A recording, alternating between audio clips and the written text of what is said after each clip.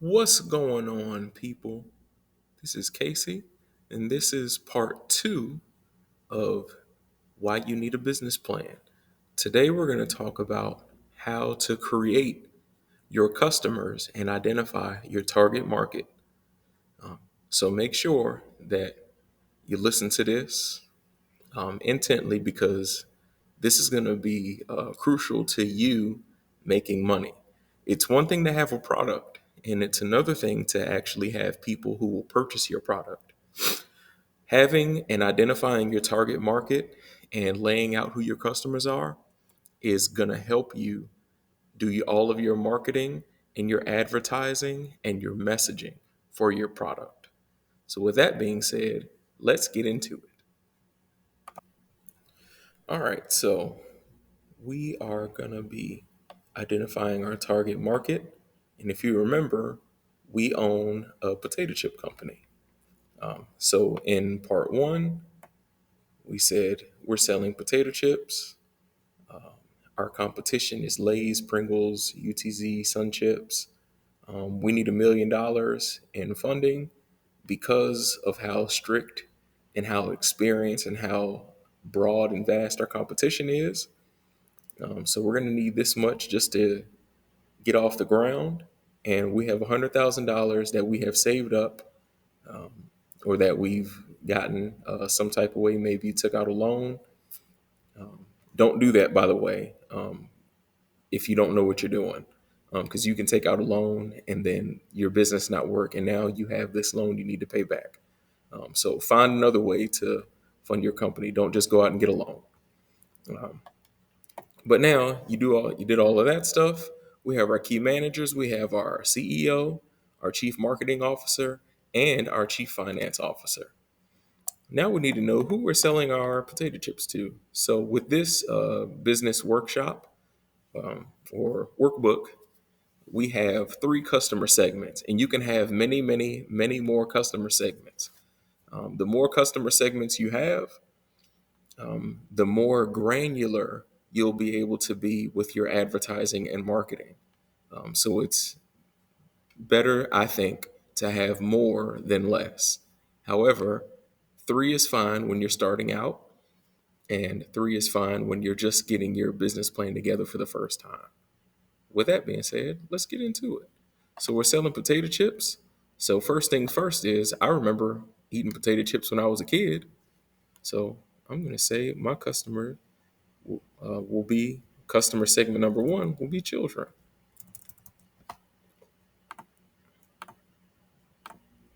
preferably teenagers. I won't say teenagers. Teenagers eat tons of chips. Characteristics of each: um, their parents. They have parents who are willing to purchase these for them. Why? Because the parents will also eat the potato chips. Children are a big reason why adults eat potato chips because kids like chips. And so when parents purchase them, parents go, "Oh, I'll have some too." So if the parents are willing to buy, kids love junk food, and that's it. What is the size of this market in your area? It's huge because kids are everywhere. And you can just look at census data, census.gov, or just Google the census data to see how many kids live around you or live in the area that you're going to be selling your product in. How will your company meet the needs of these customers? You can offer classic flavors, and you'll meet the needs of your customers by seeing what trends there are. And you can offer limited trendy flavors. That way, the kids in class will be like, "Ooh, you got the new such and such." They'll be like, "Mm-hmm." And then now that kid will ask their parents to go to the store and be like, "Hey, mom, dad, auntie, unc, such and such, can you get me the new such and such flavor of the chips? And then what, especially an auntie and an uncle, they'll be like, yeah, come on, baby, let's go. They'll take you to the store and get it. Um, so now, what's your second customer? We'll say your second customer are college students. What's a defining characteristic of a college student? They are poor. Okay. They need cheap. Cheap? There you go. Cheap. We're going to say cheap is spelled CHEAP. And if it's CHEEP, which I don't think it is, but if it is, charge it to my head and not my heart. But college students need cheap food. Potatoes are vegetables. So some college students gonna go, well, I ate my vegetables today, I ate my chips. Um, what is the size of this market in your area? It's huge again because everybody goes to college. It's pretty much determined now. Like if you don't have a college degree, it's very difficult for you to get a normal job, like a like a job that everybody has. I remember when I was a kid, if you had a college degree, then you got a high paying job, you could get raises, but now you just need a college degree just to get a regular job with no wages, no benefits, no nothing. So college students, there's lots of them. How will your company meet the needs of these customers? Um, because this will be pretty simple because you have vending machines on campuses that are going to sell your products, um, as well as we'll say you sell in vending machines, gas stations, offer products in vending machines, gas stations, and convenient on campus, convenient stores on campus. There you go. And that's it. So that's how you're going to meet those needs. Let's see if I can make this better a little. I need to get over it. It's not about how it looks right now. You get the idea. All right. And who's your final customer? Your final customer is probably going to be um, special people participating in special events.